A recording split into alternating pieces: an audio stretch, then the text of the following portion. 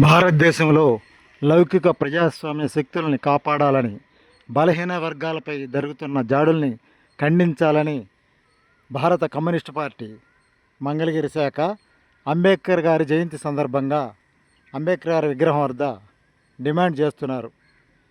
కేంద్ర ప్రభుత్వం డాక్టర్ బాబాసాహెబ్ అంబేద్కర్ గారి విధానాలని అవలంబించటం లేదని, వారి ఆశయాల్ని, వారి సిద్ధాంతాన్ని అమలు చేయాలని, అన్ని వర్గాల్ని సమదృష్టితో చూడాలని, బలహీన వర్గాలపై దాడుల్ని అరికట్టాలని కోరుతూ భారత కమ్యూనిస్టు పార్టీ మంగళగిరిలో ప్రచార యాత్ర ముగింపు దశగా అంబేద్కర్ గారి విగ్రహం వద్ద సమావేశాన్ని ఏర్పాటు చేశారు. చూడండి, దేశవ్యాప్తంగా ప్రచార కార్యక్రమంలో భాగంగా ఈరోజు ముగింపు కార్యక్రమం అంబేద్కర్ గారి విగ్రహం మంగళగిరి.